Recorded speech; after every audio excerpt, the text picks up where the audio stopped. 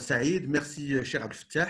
Je suis vraiment honoré et je remercie bien sûr l'AMCAR et tous ceux qui ont organisé cette manifestation. Alors, comme chacun le sait, on est devant une véritable pandémie mondiale. Et on peut se demander quel est le rôle du cardiologue dans cette pandémie mondiale. Alors, je l'ai résumé en 4 points essentiels. C'est que les patients cardiaques, en particulier les diabétiques, les hypertendus, les coronariens, sont à risque de corona extrêmement important. Deuxième point important, les myocardites, on peut assister à de véritables myocardites qui peuvent poser le problème du pronostic vital. Troisième problème, c'est quel est le rôle du système rénine-angiotensine-aldostérone et son implication dans ce corona et doit-on ou non arrêter un traitement par IUC ou par ARA2.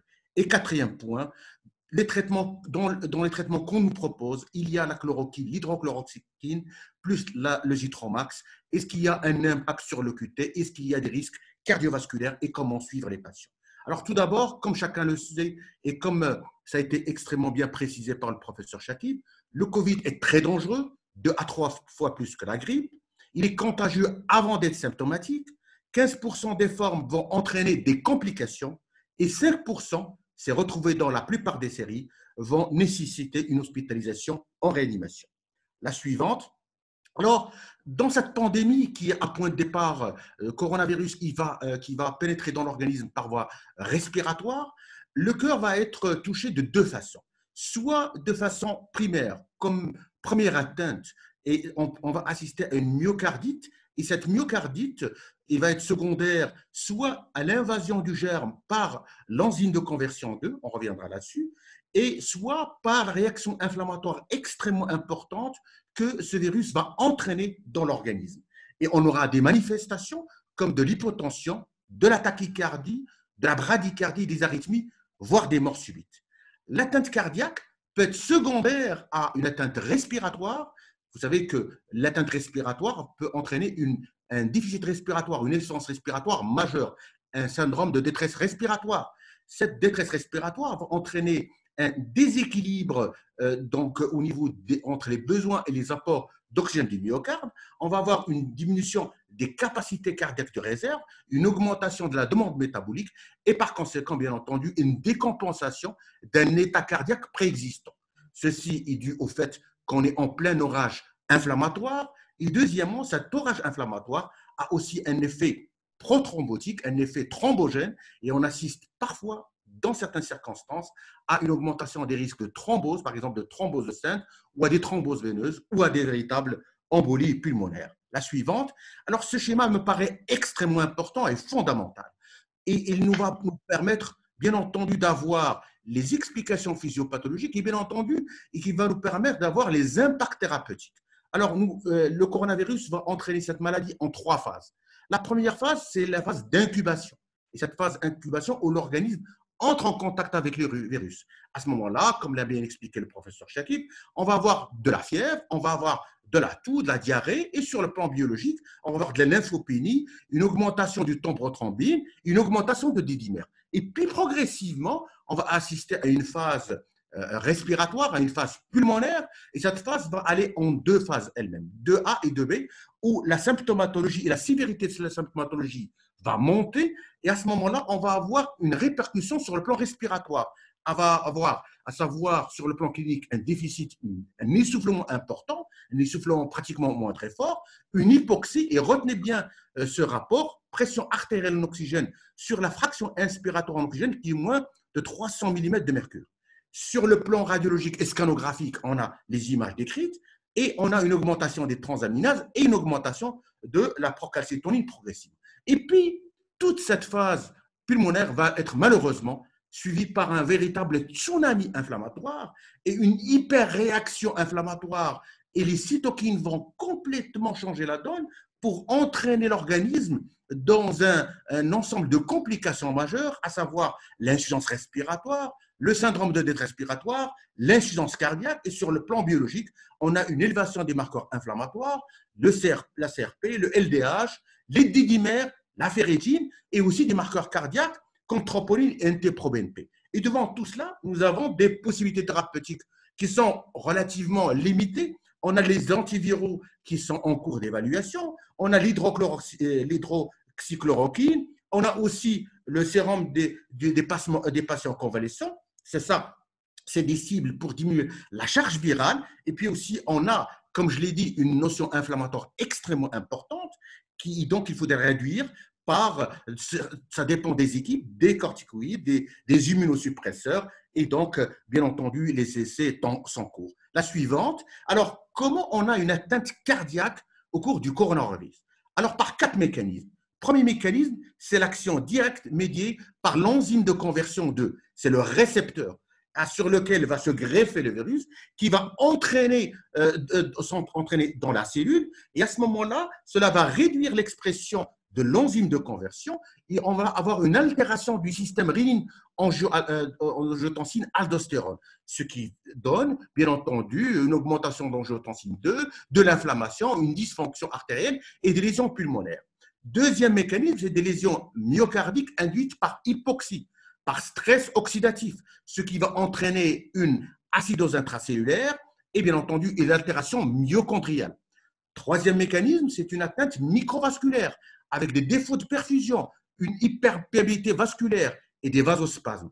Et dernier phénomène, bien sûr, c'est ce tsunami de cytokines, ce tsunami inflammatoire, c'est un torrent qui va entraîner une réponse inflammatoire exagérée, incontrôlée et qui va entraîner des lésions cardiaques qui sont sévères. La suivante, alors, ce coronavirus, il existe, on le connaît depuis quelques années. On a déjà eu des lésions de myocardite sur des séries qui ont été décrites depuis une dizaine d'années. Le SARS dans les années 2000, le corona du Moyen-Orient et puis bien entendu le coronavirus 19. Et on a régulièrement des observations de myocardite qui peuvent être transitoires, qui peuvent entraîner un arrêt cardiaque, de dysfonction provisoire de la fonction diastolique et puis parfois dysfonction systolique, de lésions myocardiques, de véritables myocardites avec parfois des chocs cardiogéniques et parfois, bien entendu, des arythmies.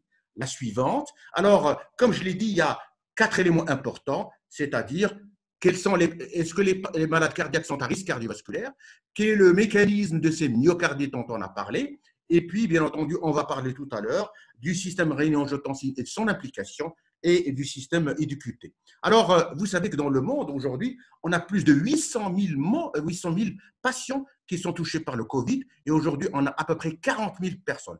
Alors, toutes les séries sont concordantes, 10% vont aller en hospitalisation et peuvent nécessiter des moyens de réanimation, une ventilation et parfois même une assistance cardiaque, une ECMO, qui peut être soit une ECMO véno-veineuse ou une ECMO véno-artérielle. Alors, les arythmies, on peut les avoir. Alors, il y a certains facteurs, et je reviens là-dessus, l'âge avancé, l'atteinte cardiovasculaire, l'insuffisance respiratoire, l'hypertension, le diabète, le passé d'accident vasculaire cérébral, la myocardite, ce sont des facteurs majeurs de pronostic et qui aggravent le pronostic.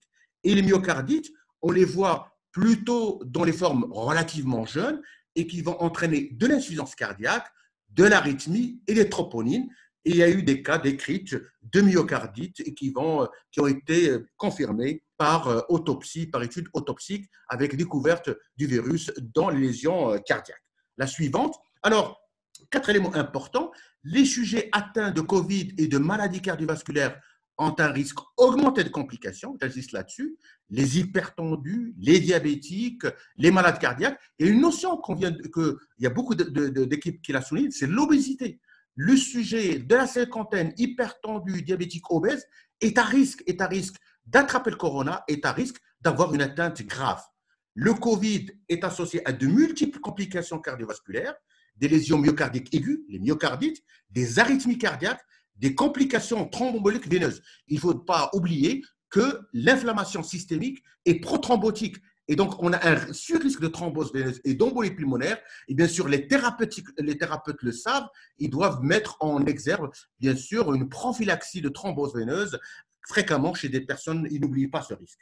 Les thérapies dont on parle peuvent avoir un effet secondaire cardiovasculaire et augmenter le risque de complications. Le cardiologue a un rôle très important dans l'étude de l'électrocardiogramme et détecter ce QT et bien entendu dire quels sont les patients qui peuvent avoir le protocole de la bithérapie hydrochloroxyl plus Itromax. On reviendra là-dessus. Et il y a une notion qui est importante. Le fait que nous allons avoir de plus en plus de malades coronavirus va entraîner toute une réorganisation de nos soins. Par exemple, à l'hôpital, je sais que plusieurs services se sont mobilisés. Alors, c'est un problème qui va retentir sur les cardiaques habituels que nous avons, c'est-à-dire sur l'infarctus du myocarde, sur les syndromes coronaires aigus, sur les embolies pulmonaires. Il ne faut pas oublier ces malades parce que nous allons avoir de plus en plus de retard diagnostique, parce que ce sont des malades qui vont entrer de plus en plus difficilement dans le circuit et parfois, dans certaines expériences, le délai d'aller en salle de cathé et de revasculariser des malades peut demander plusieurs heures, voire parfois dépasser les délais de reperfusion. La suivante, alors regardez bien, ce sont deux séries extrêmement importantes, c'est les séries les plus importantes chinoises et italiennes sur l'âge et l'évolution du risque en fonction de l'âge. Et comme l'a si bien signalé le professeur Chakib, la mortalité va augmenter avec l'âge et vous savez qu'à partir de plus de 60 ans, ça va augmenter de façon exponentielle et par exemple, on peut aller jusqu'à une augmentation de plus de 20% quand on dépasse 80 ans et cette mortalité exponentielle est absolument va de pair comme on voit de rares cas anecdotiques chez les sujets jeunes. Voici un cas, par exemple, de myocardite au cours du coronavirus. C'est un cas italien, un homme de la cinquantaine qui arrive aux urgences avec une douleur thoracique. On fait l'électrocardiogramme, on trouve un sus-décalage segment ST en inférieur, D2, D3 et en AVF. On a des anténégatifs en V1 et AVR. On a une radio thoracique normale. Ce tableau peut a priori dire que le patient est peut-être en train de faire un infarctus du myocarde. On fait la choroquie normale et en fait, ce patient, quand on revoit son histoire, c'est un syndrome c'est un patient qui avait de la fièvre, qui a un syndrome inflammatoire et chez qui l'équipe a fait une IRM qui trouve donc un œdème interstitiel, une dysfonction ventriculaire gauche, un épanchement péricardique. Le gadolinium est pris dans les séquences tardives et bien entendu, c'est un cas typique de myocardite virale. Alors, quand on voit le profil de ces patients qui vont développer des myocardites, typiquement, ce sont des patients au cours de leur hospitalisation qui vont baisser leur lymphocytes, qui vont diminuer leurs plaquettes, qui vont, notez une chose importante, qui vont diminuer leur potassium parce qu'il y a une forte stimulation du système rénine-angiotensine. Et là, les cardiologues doivent faire attention à la calémie qui peut baisser au cours de l'évolution des patients à mesure que le système rénine-angiotensine est altéré. Il y a un syndrome inflammatoire avec une augmentation de la protéine C, une augmentation des troponines et du NT-proBNP. Et voici un peu les éléments qui sont dans cette série qui est chinoise, qui montre quels sont les éléments qui sont associés à un mauvais risque. Alors, les patients qui ont un mauvais risque sont les patients qui vont avoir des troponines, des myocardites avec troponines définies par des troponines plus de 90% du percentile. Deuxièmement, qui vont avoir une détresse respiratoire, une atteinte rénale, des troubles électrolytiques, des coagulopathie, une CIVD, une augmentation des dimères. Voilà un peu le profil des patients qui sont les plus graves, qui vont aller nécessiter de plus en plus de moyens thérapeutiques, qui va aller de l'oxygénation vers le fait de les mettre en pression positive expiratoire, et puis par la suite, parfois certains malades vont être sous assistance circulatoire parallèlement au traitement dont on a parlé tout à l'heure. Et puis, on voit un peu le profil biologique dont on a parlé tout à l'heure, avec une augmentation importante des dimères, avec une augmentation, bien entendu, du protéine C réactive. On a aussi des éléments du CIVD qui vont s'associer, et ces éléments ont une valeur pronostique des patients. Alors, j'insiste sur le fait que les troponines, quand on a des troponines élevées, plus une atteinte cardiaque, ce sont les patients, malheureusement, qui vont décéder le plus. Si on a des troponines élevées sans passé cardiaque, ça reste un élément pronostique. Si on a des troponines basses et sans atteinte cardiaque, ce sont en général ceux qui ont le meilleur pronostic. Donc, troponines avec un passé cardiaque, ce sont malheureusement les patients à risque les plus élevés. Et notez une chose importante, les troponines et le NT-proBNP vont s'élever chez les cas les plus graves. Et en général, chez les patients qui vont avoir un pronostic réservé, ce sont les patients qui vont avoir des troponines et des NT-proBNP qui vont s'élever avec le temps. Par contre, ceux qui ont des troponines basses ou des NT-proBNP basses, ce sont des patients qui ont des risques les plus bas. Et puis, j'insiste là-dessus. Voilà. Alors, Voilà. Alors, diapositive suivante. Alors, comme je l'ai dit, les patients qui sont à risque cardiovasculaire, les hypertendus, les diabétiques, restent à risque élevé. Alors, malheureusement, ils sont à risque élevé d'attraper le corona. Et le fait d'avoir du surpoids, d'obésité, du diabète, de l'hypertension va augmenter la mortalité de plus de 2,3%. Et donc ça, toutes les études sont concordantes, à savoir que ce soit des cohortes régulièrement de 191, 138 ou même 1099 patients, on a toujours ce profil qui sort, des hypertendus dans 30% des cas, des diabétiques dans 20% des cas et des pathologies cardiovasculaires, des ischémiques dans 8% des cas. La suivante. Alors, comme je l'ai précisé tout à l'heure, ce mécanisme est complexe et inflammatoire essentiellement. Il est secondaire, comme je l'ai signalé tout à l'heure, à un véritable tsunami inflammatoire, un tsunami de cytokines. Et cela, la suivante, va entraîner, bien entendu, un ensemble de lésions qui sont médiées par une réponse exagérée de cellules T helper, avec une hypoxie et qui va induire un excès d'entrée excessif de calcium, ce qui va entraîner une apoptose cellulaire. La suivante. Alors, on arrive au système rénine-angiotensine-aldostérone et on a eu d'énormes questions. Alors, tout est parti d'une publication au Lancet, une publication suisse, qui dit que peut-être il y a une implication du système rénine-angiotensine et en particulier de l'angiotensine de l'enzyme de conversion 2 qui serait impliquée dans l'invasion du coronavirus dans les cellules. Et à ce moment-là, il faudrait arrêter les IEC et les ARA2 pour les patients cardiaques. Alors, c'est pour ça qu'il y a un vrai débat dans le milieu médical. Alors, je voudrais vous préciser un certain nombre de points extrêmement importants. Le système rénine-angiotensine, comme chacun le sait, est composé de l'enzyme de conversion avec laquelle on travaille habituellement. Cette enzyme de conversion va transformer l'angiotensine 1 en angiotensine 2, laquelle angiotensine 2, vous voyez le schéma? Vous voyez le schéma?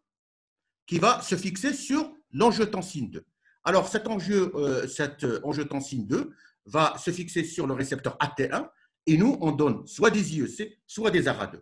Alors, le fait d'avoir une augmentation d'angiotensine 2 va entraîner de l'inflammation, du remodelage vasculaire, de la vasoconstriction et de la perméabilité vasculaire. Or, le coronavirus ne va pas emprunter cette voie-là.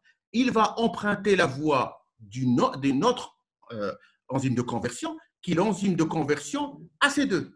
Il va, à travers cette enzyme de conversion, va entrer dans les cellules et se répliquer. Et comme il va toucher cette enzyme de conversion 2, qu'est-ce qui va arriver? L'enzyme de conversion 2 a un rôle justement de contrebalancer le système rénine-angiotensine. C'est-à-dire, quand le système rénine-angiotensine est excité ou stimulé, l'enzyme de conversion 2, qu'est-ce qu'il va le contrebalancer? Elle va être bénéfique, elle va entraîner une vasodilatation, elle va s'opposer au remodelage. Quand cette enzyme est prise par le virus, elle ne va plus fonctionner. Ce qui fait qu'on va avoir un déséquilibre au niveau de la balance et qui va aller plus vers une forte stimulation du système rénine-angiotensine-aldostérone. Et cette stimulation du système rénine-angiotensine, on va la trouver dans les inflammations, dans le syndrome inflammatoire systémique majeur. Alors maintenant, est-ce que les IEC ou les ARA2 peuvent entraîner une altération et favoriser l'hyperexpression de l'enzyme de conversion 2? En fait, non. En fait, la réponse est posée au niveau de la communauté scientifique. Alors, aujourd'hui, il y a même des essais qui disent que les IEC et les ARA2 peuvent être bénéfiques. Comment? Parce que le fait, par exemple, que l'osartan, par exemple, qui va se fixer sur l'angiotensine 2, va entraîner une augmentation de l'enzyme de conversion soluble et non pas tissulaire, et ça pourrait limiter les effets inflammatoires. Aujourd'hui, la communauté cardiologique et toutes les sociétés savantes disent la même chose. Nous n'avons pas de données médicales aujourd'hui randomisées sur est-ce que c'est dangereux ou pas. Donc aujourd'hui, quel est l'état des lieux? C'est que toutes les sociétés disent qu'il ne faut pas arrêter les IEC, qu'il ne faut pas arrêter les IEC, les ARA2 chez les malades qui sont stables parce que le fait d'arrêter l'IEC ou la RA2 chez un patient qui a une insuffisance cardiaque ou qui est en post-infarctus, ça peut déséquilibrer son état et précipiter son état vers l'insuffisance cardiaque. Alors ça, suivante, on a expliqué. La suivante, c'est que, comme je l'ai dit, et c'est ça, c'est un résumé de l'article qui vient de sortir dans le New England Journal of Medicine, c'est que l'enzyme de conversion 2, elle joue un rôle fonctionnel dans la multiplication, dans l'entrée du virus et sa multiplication dans les cellules. Alors, il y a des études précliniques qui suggèrent que l'inhibition du système rénine-angiotensine peut augmenter l'enzyme de conversion 2 et donc poser des problèmes sur la sécurité par rapport au Covid, mais nous n'avons pas jusqu'à aujourd'hui des données scientifiques claires sur le modèle humain. Et par conséquent, on a des essais sur la sécurité et sur l'efficacité du losartan qui peuvent entraîner, bien entendu, une augmentation de l'enzyme de conversion 2 et c'est une enzyme en faible quantité soluble pour s'opposer à la stimulation du système rénine-angiotensine. Et puis, il y a des essais du recombinant de l'enzyme conversion 2 qui peuvent être intéressants. Alors, aujourd'hui, toutes les sociétés scientifiques insistent là-dessus. Il ne faut pas arrêter les IEC. Il ne faut pas arrêter chez des malades qui sont stables. Par contre, quand les malades sont en réanimation, à ce moment-là, c'est une question de cas par cas. Et c'est au réanimateur, au médecin, au cardiologue, justement, de suivre, soit d'arrêter, soit de continuer le traitement. Voici la position de la société française. Chez les patients stables présentant des infections à Covid ou à risque d'infection à Covid, le traitement par les IEC, médicaments dont le nom générique se termine par prime, et les ARA2 dont médicaments dont le générique se termine par Zartan, doivent être exécutés conformément aux recommandations des lignes directrices. Les données actuellement disponibles sur les infections Covid ne sont pas à faveur d'une utilisation différente des IEC par rapport aux Zartans. Néanmoins, chez les patients atteints de Covid-19, présentant des symptômes sévères ou un syndrome infectieux sévère, les antiviraux et autres antihypertenseurs doivent être utilisés ou arrêtés au cas par cas en tenant compte des directives actuelles.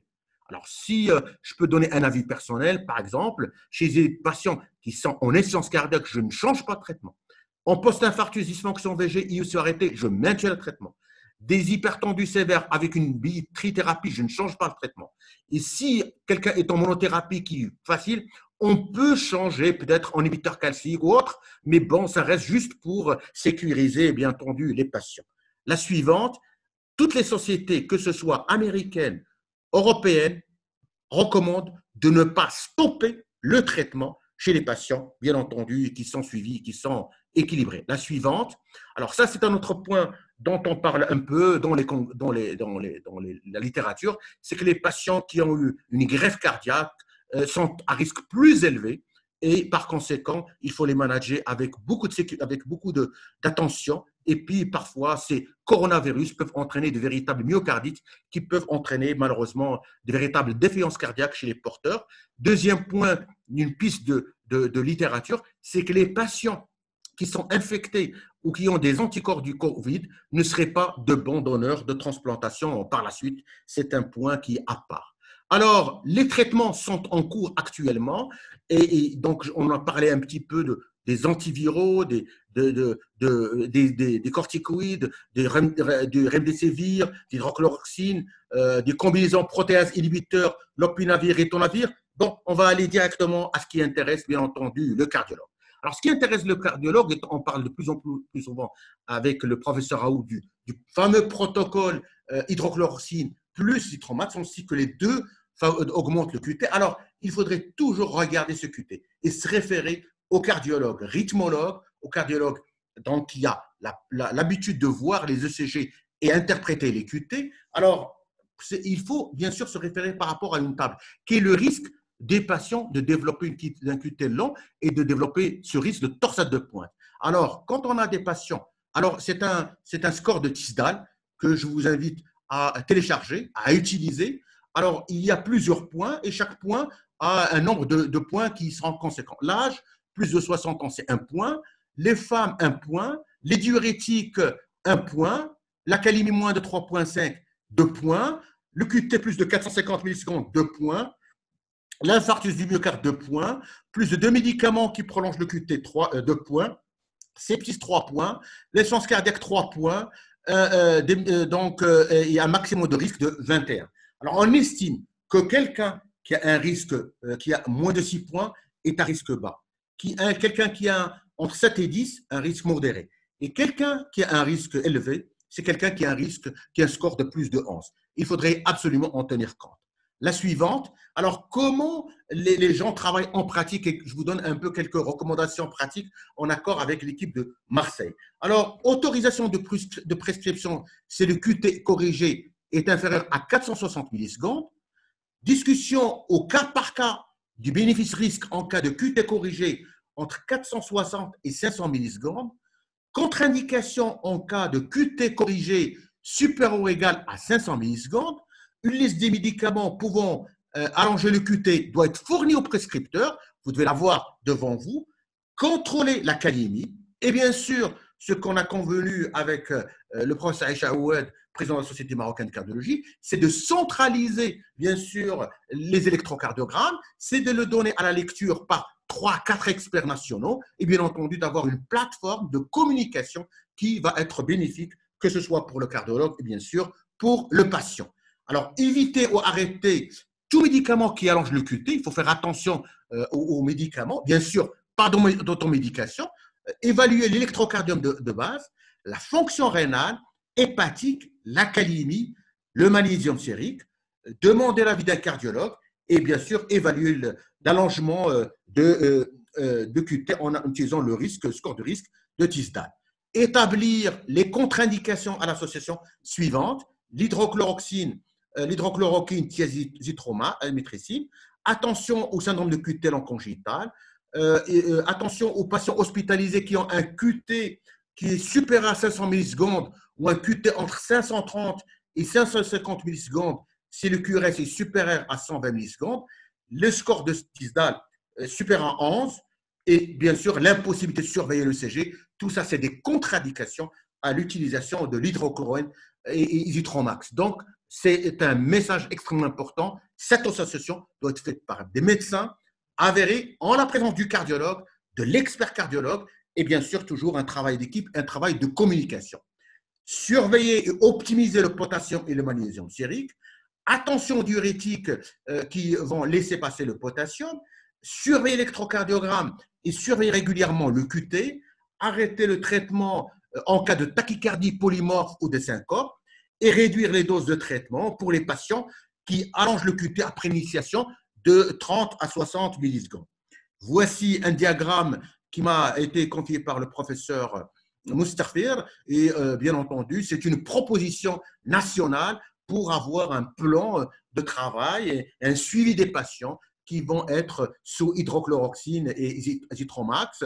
Donc, on a AG0, une vérification de la calémie, un ECG initial avant la prise et le calcul du QT, un ECG à H4, et puis un ECG au deuxième jour et un ECG à la sortie. Et quand le QT est supérieur à 480 millisecondes, bien sûr, demander l'avis spécialiste. Alors, la suivante, j'arrive à une de mes dernières diapositives. Voici un peu les recommandations des sociétés savantes.